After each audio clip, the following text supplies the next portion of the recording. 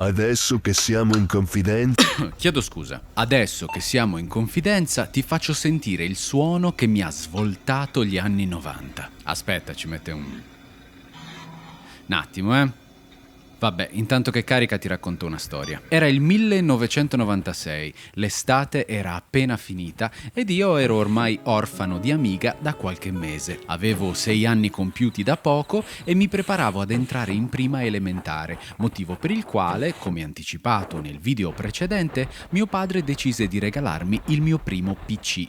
Per studiare andammo assieme in un negozio specializzato e ricordo che mio padre, nelle interazioni coi commessi, fosse incontentabile, quasi sospettoso. Qualunque opzione gli venisse proposta, reagiva dicendo frasi come «Ma non ce l'hai una cosa più potente?» Buona parte dei computer che questi avevano in negozio non gli andavano bene, ma mio padre non era un esperto e finì per farsi convincere, accontentandosi di una macchina che gli assicurarono fosse al passo coi tempi, ottima per lavoro, studio, intrattenimento. E ci puoi anche giocare. Non che quello fosse... era per studiare. Acquistammo anche un piccolo monitor e delle casse, quelle tipiche casse grigie che ti tiravano dietro coi computer. In omaggio, per qualche ragione, ci diedero perfino una copia in videocassetta di Babe Maialino Coraggioso, film che non mi faceva impazzire, ma che guardai comunque fino a consumarne il nastro. Con mia grandissima eccitazione caricammo il tutto in macchina, portammo a casa e dopo non poche difficoltà fummo finalmente accolti dall'iconico motivetto che intanto spero sia riuscito a caricare.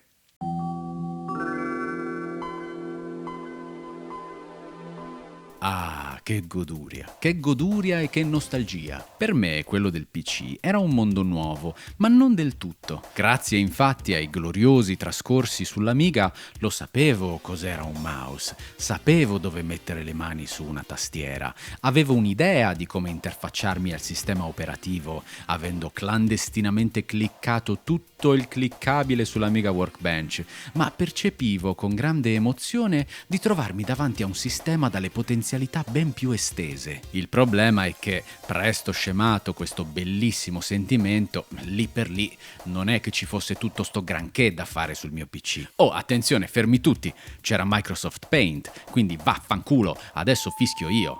Toh, la testa, i capelli, che ai tempi portavo a scodella, gli occhi e la bocca. Felice, fine, niente lacrime. E che cazzo. Però capito, tolto Paint, certo mi aprivo WordPad, scrivevo qualcosa, c'era Campo Minato, la versione hardcore, ben prima che venisse tramutata in Campo Fiorito, Solitario e altri celebri giochi di carte che però, in tutta onestà, quando i miei genitori mi beccarono per l'ennesima volta seduto davanti al PC a guardarmi gli screensaver, il mio preferito era questo, decisero che fosse finalmente arrivato il momento di acquistarmi del software, prima che il mio cervello finisse bollito. Arrivati al negozio ricordo che io fossi in cerca di Stellaris, che però purtroppo non avevano. Era una popolare serie di giochi italianissimi che veniva spesso giocata in diretta telefonica a Solletico su Rai 1. Allora Ani, andiamo 3, 2, 1, via questa nuova avventura di Stellaris. Abbiamo con noi le tue pillole antigelo. Tu le hai portate le pillole lenticchie? Allora, buon viaggio! Una sorta di semplice avventura grafica per bambini con chiari intenti educativi. E credo che, specialmente con l'avvento di Windows e il rapido affermarsi dei PC nelle famiglie, l'edutainment, l'educational entertainment, avesse un mercato bello florido. Giocando si impara, dicevano, e di software dedicati ai giovani, ai giovanissimi, per imparare o comunque tenere accesa la mente, ce n'erano tantissimi. Uno di questi, che fu poi ciò che i miei genitori decisero di comprarmi quel giorno, era La bottega dei giochi di Aladdin. Fu il primo di una lunghissima collana di giochi che Disney, passando per tutti i vari Re Leoni, Toy Story, Sirenette e Dalmata del caso, continuò a pubblicare fino al 2002 con La bottega dei giochi di Monsters & Co. Aladdin era il mio film Disney preferito, quindi mi trovai subito a casa, tranne per il fatto che stavolta nel computer dovetti infilarci un CD-ROM,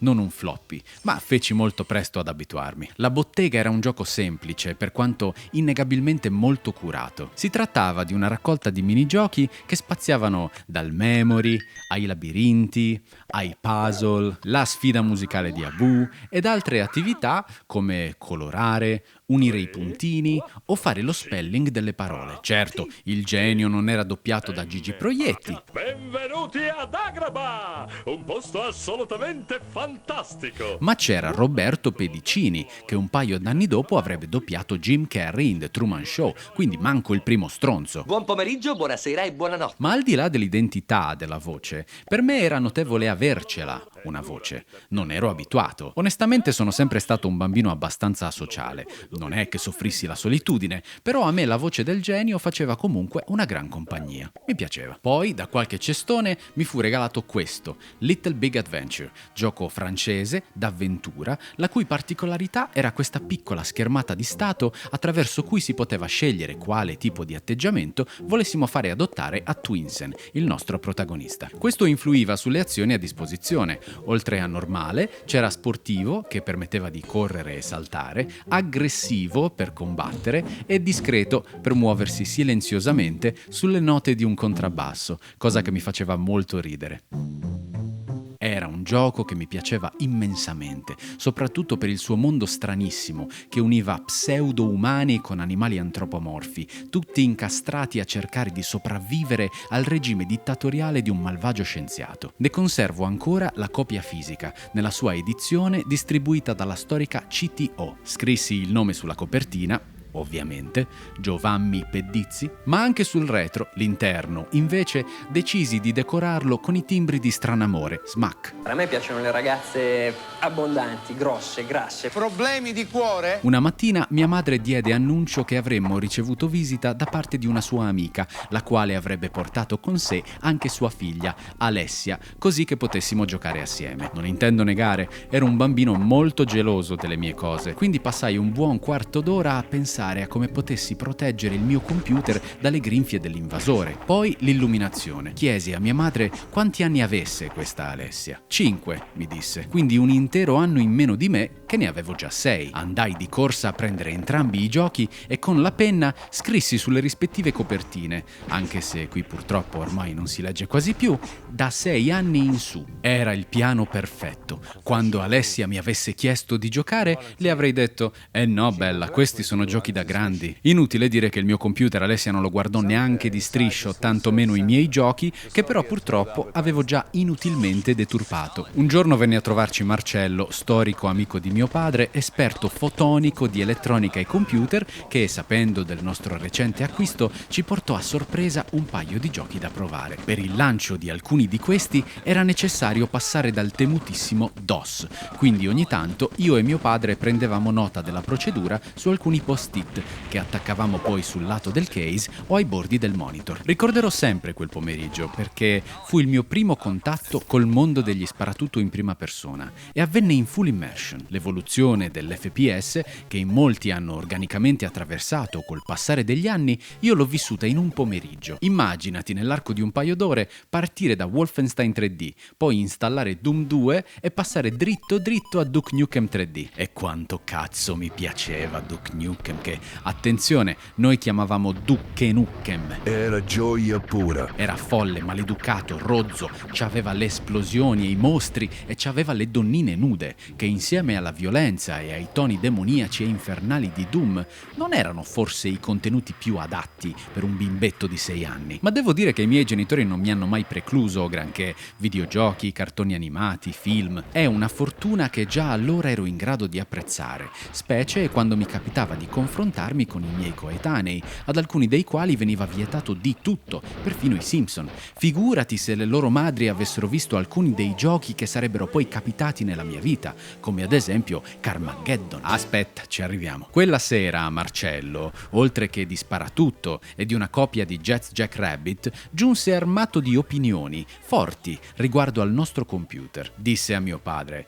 "Sì, no, Paolo, è una macchina discreta quella che ti hanno venduto, però qui ci stiamo affacciando al 3D, ti serve una scheda audio, una scheda video di un certo livello, e guarda che qui Quake ti gira di merda. Mio padre non sapeva nemmeno cosa fosse Quake, ma non si mise nemmeno il problema, era stato ferito nell'orgoglio. Se in quell'istante si fosse potuto disegnare su Deluxe Paint 2, altro che fischiettare, altro che lacrime. Nel giro di un paio di giorni, eccoci, in marcia verso la più vicina edicola a comprare riviste specializzate per capire, per confrontare. Tenne il processore, che a quanto pare era buono, ma prese subito un monitor più grande. Come scheda video. Scelse ed acquistò la 3DFX Voodoo con 4 mega di RAM dedicati, pensa te. E non contento della Creative Sound Blaster AWE32 che c'era in negozio, fece ordinare la AWE64 o Ave 64, come dicevamo noi, Ave Cesare. In soli 3 mesi dall'acquisto originale, mio padre aveva rivoluzionato quasi tutto e con l'inizio del 1997 ebbe inizio anche la sua crociata, la cui missione era quella di avere sempre il computer più aggiornato e potente che le sue tasche potessero concedergli. Non che a me la cosa dispiacesse, perché per diversi anni mi ha permesso di giocare a tutte le nuove uscite con performance quasi sempre d'eccezione, ma ai tempi non era sempre facile far quadrare la configurazione della propria macchina, specie tirando a caso, in assenza di internet o di fonti altrettanto accessibili. Quindi ricordo numerosi malfunzionamenti, problemi di ogni tipo e genere legati a incompatibilità, driver in conflitto, che finivano spesso per costringerci a formattare, sostituire, riprovare. Se non altro Quake adesso ci girava, se bene o male non ricordo, ma a me fregava un cazzo di come girasse. Quake era un sogno ad occhi aperti, anzi un incubo. Era tetro, buio, spigoloso, ruvido, velocissimo. Era un gioco pauroso, ma stranamente non mi faceva paura. Ricordo, sembrerà una stupidata, il nostro stupore nel provare il lanciagranate, il fatto che ste granate rimbalzassero in modo così realistico e noi lì a fare i paragoni. È come se lanci un barattolo e quello rimbalza in modo imprevedibile perché dipende dal contenuto, dal peso, dal baricentro, è incredibile. Era più facile, credo, lasciarsi stupire, sorprendersi anche per le cose apparentemente più semplici. Mi rendo conto che l'avanzamento tecnologico e grafico proposto dai videogiochi oggi, seppur ben più rapido e oggettivamente strabiliante, mi stupisca un po' meno. Vuoi anche che ai tempi avevo 6 anni e tutto mi sembrava magico, ma secondo me un po' lo era anche. E Quake fu davvero un'esperienza magica per me e in un certo senso andò a definire molto di ciò che negli anni mi sarei aspettato da uno sparatutto in prima persona, e non solo qualitativamente. Lo stesso, per i giochi di avventura, avrebbe presto fatto un altro titolo, almeno altrettanto importante e non solo per me, che andò a segnare l'inizio del mio 1997, Tomb Raider, o come lo chiamavamo noi, Tomb Raider.